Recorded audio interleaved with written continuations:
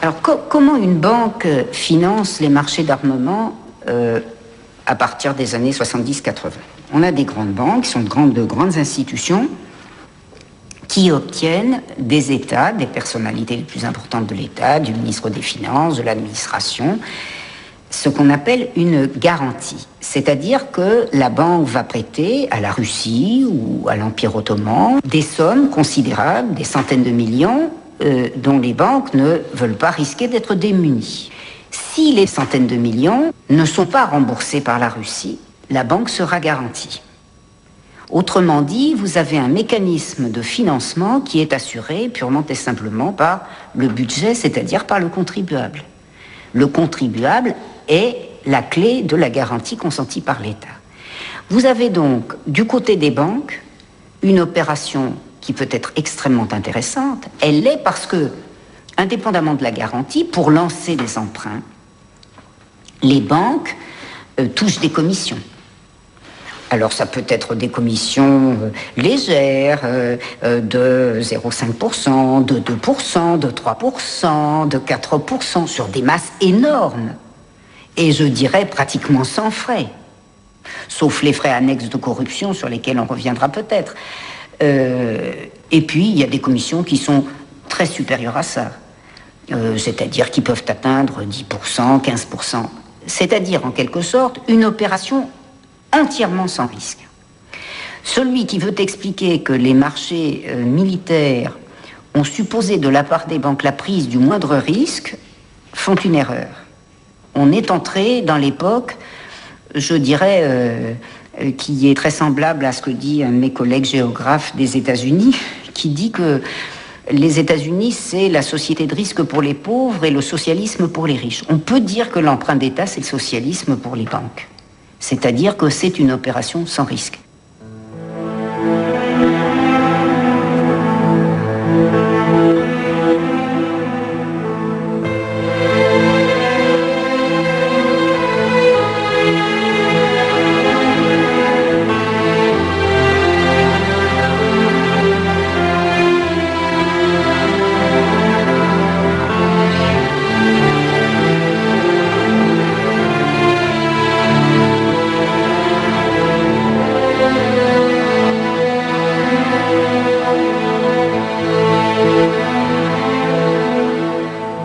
On n'associe jamais intérêt économique et patrie, en tout cas jamais directement, jamais de façon aussi brutale, parce qu'il faut idéaliser et purifier et innocenter l'idée de patrie.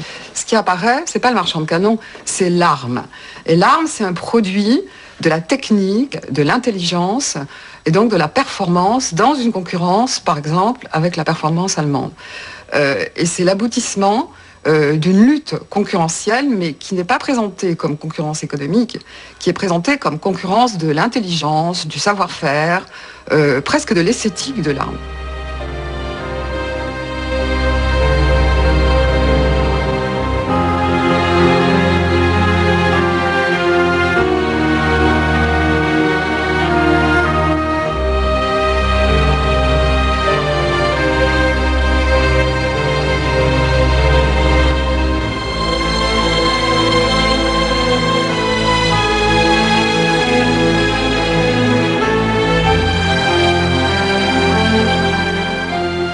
Je dirais que c'est une société qui est bouleversée aussi par ses propres réalisations techniques.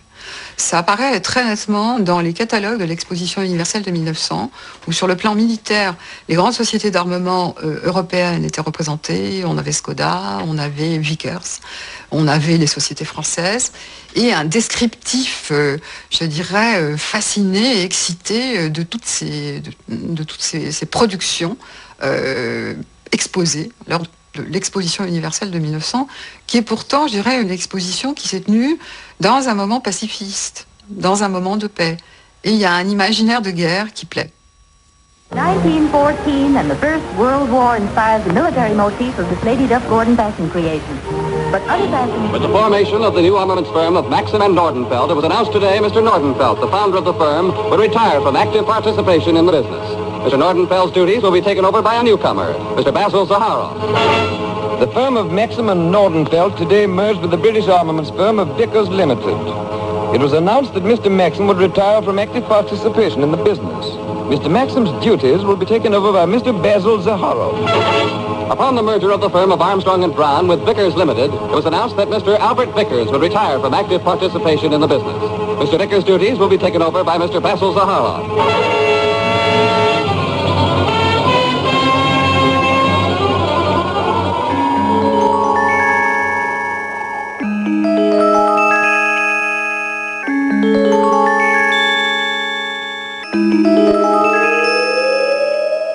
Dans les années 1900, la vie est insouciante et les nouvelles inventions foisonnent.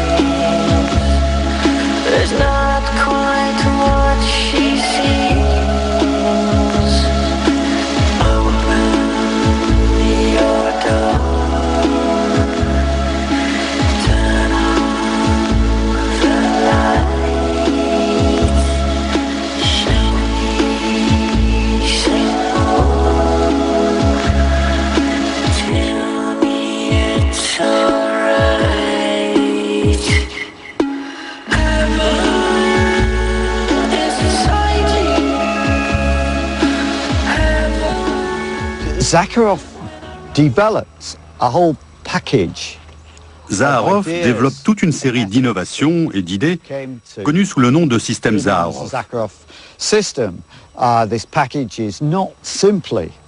système ne consiste pas uniquement à vendre des armes et conclure des affaires financières. Il consiste aussi à se montrer bon patriote dans tous les différents pays où il cherche à vendre des armes.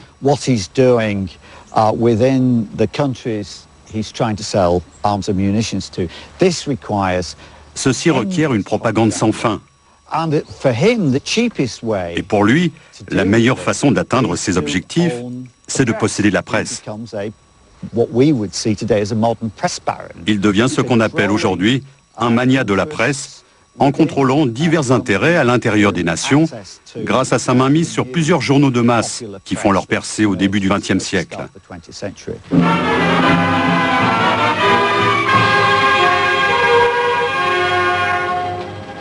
I'll let you politicians make the war. I'll furnish the gun.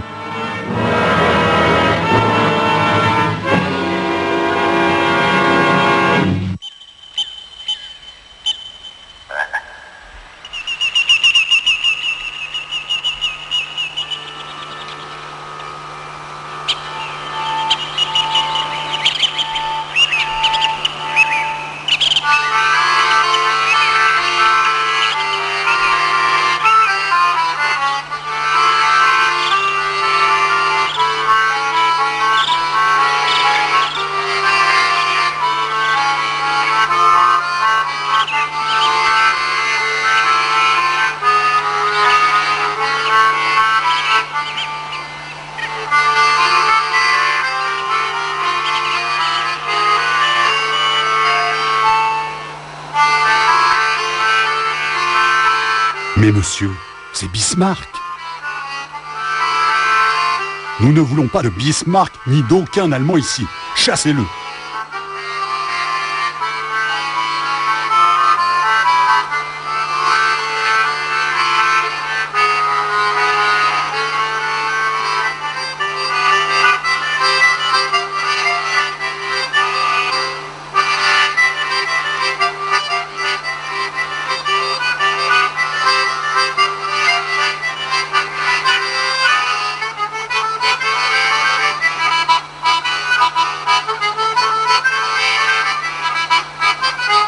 Chauffée à l'enthousiasme des vents patriotiques, la guerre sera une levée en masse de citoyens devenus soldats.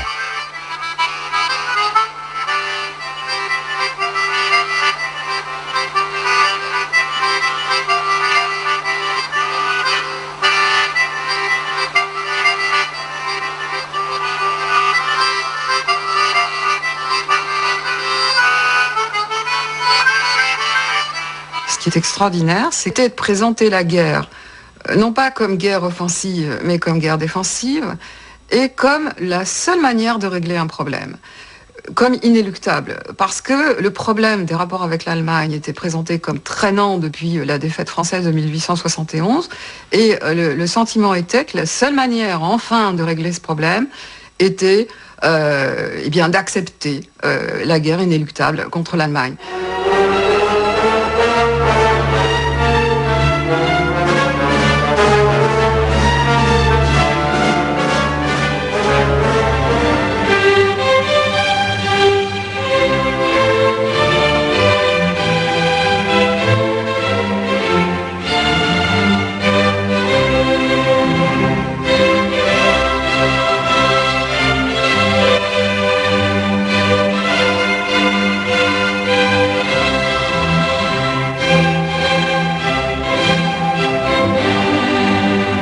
La guerre.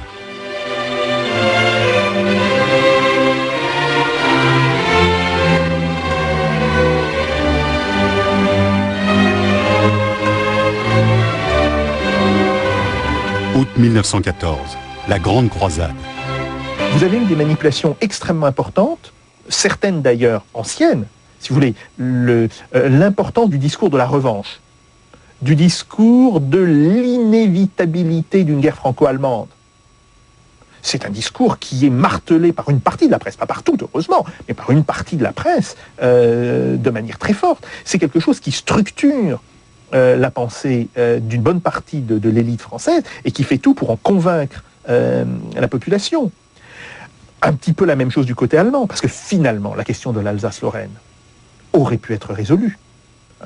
Mais personne, en un sens, ne voulait vraiment sa solution, parce que c'était vraiment la pomme de discorde entre les deux pays. Alors après, sur le moment de la guerre, vous savez, la guerre de 14-18, c'est la grande naissance des bobards médiatiques. Vous savez, la formule, alors, aujourd'hui, on dit volontiers, parce qu'on aime beaucoup la nuance, on dit volontiers que des tas de formules ont été exagérées, comme celle d'Anatole France, qui disait qu'on croyait mourir pour la patrie et qu'on mourrait pour des industriels. Mais il est clair que, et les banques, et les industries ont fait, pendant cette guerre, des bénéfices fabuleux, qui tiennent très très largement au fait que l'État a pris en charge toute une partie des frais qui, si je puis dire, normalement, dans le cadre d'un capitalisme dit libéral, sont pris en charge par les firmes. Il faut bien mesurer pourquoi les profits peuvent être en temps de guerre si considérables. Je vous donne les exemples de la Première Guerre mondiale. D'une part, une partie du capital, si je puis dire, disparaît, dans la mesure où c'est le contribuable, en fait, qui l'assure, à partir du moment où vous offrez à Renault, où vous offrez aux entreprises chimiques des terrains gratuits, où vous assurez sur le plan des salaires une partie du salaire indirect, où vous faites pression sur les salaires, parce que ça, c'est une des fonctions de l'État, c'est-à-dire où les salaires sont bloqués. Vous avez d'une part une partie du capital qui n'est plus à la charge de l'entreprise privée, et vous avez par ailleurs une entreprise privée qui facture à l'État des prix surévalués, qui peuvent être surévalués 2 fois, 3 fois, on n'en sait rien. Ce qu'on sait, c'est que les bénéfices ont été tellement énormes, et la population si affectée, malgré les efforts de la presse, pour montrer que tout ça était très patriotique, que les États ont dû, pendant la guerre, décréter des impôts sur les bénéfices exceptionnels de guerre. Ils étaient d'ailleurs très effrayants, puisque certains, comme en Angleterre, allaient pratiquement jusqu'à la confiscation de la totalité de ce qu'on appelait les bénéfices de guerre. Mais vous savez que dans une législation fiscale, ce qui compte, c'est la manière dont on l'applique. Ils n'ont pas été appliqués. Ce qui veut dire que les sociétés ont fait des bénéfices qui ont pu être multipliés par 5, par 10, par 20, qui ont été énormes pendant cette guerre.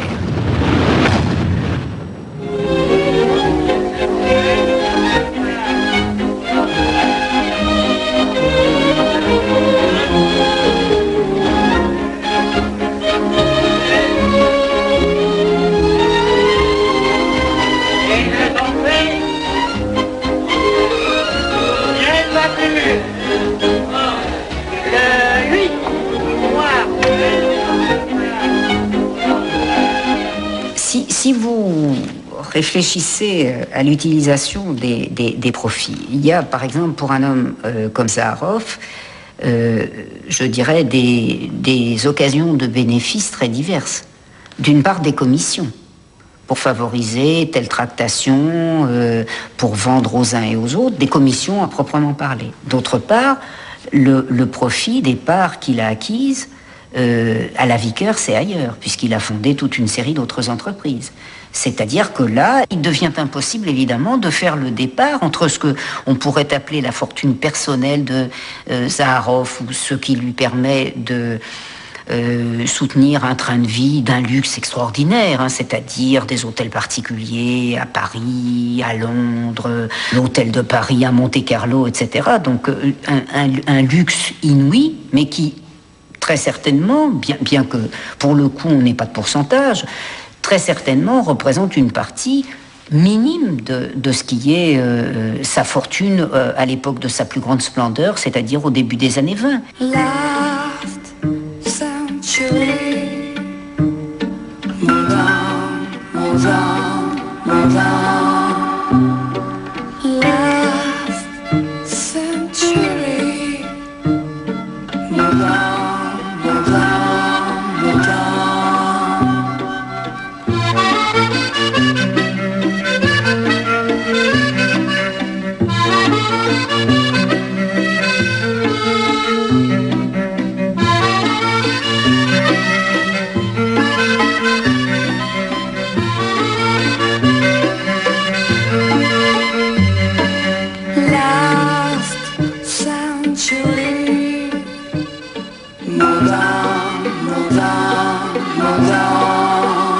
Moi, je poserais une question sur Zaharoff, c'est-à-dire comment expliquer ce mélange de cynisme et de jeu et de perversité et cette espèce de romantisme dans son histoire privée.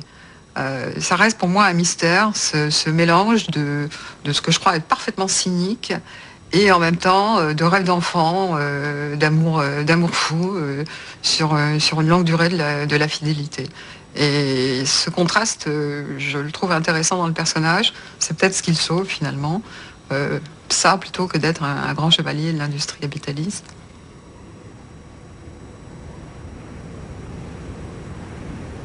Sur la multiplication des décorations, je crois que ça fait partie de son système de jeu et de défi. Vous n'êtes pas estimé, mais tout de même, on prétend qu'on vous estime et on vous décore. Donc, il y a un mélange de vrai et faux, qui est toujours dans cette perversion du personnage et qui devait tout de même être assez satisfait de collectionner ses médailles. Yes, Sir Basil. Yes, Sir Basil. Yes, Sir Basil. Yes, Sir Basil. Can't anyone anywhere say anything to me but yes, Sir Basil. Yes, Sir Basil. The man who dominated Europe through the crucial years of 2 centuries is laid away in his final resting place.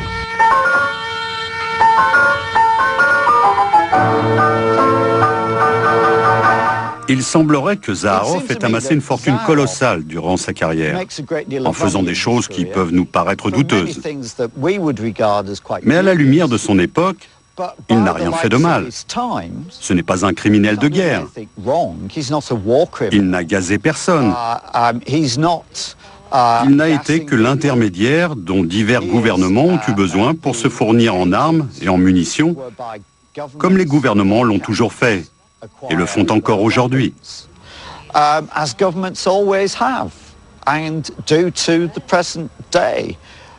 intelligence a été d'être la personne qu'il fallait, quand il le fallait, avec les produits qu'il fallait. Vrai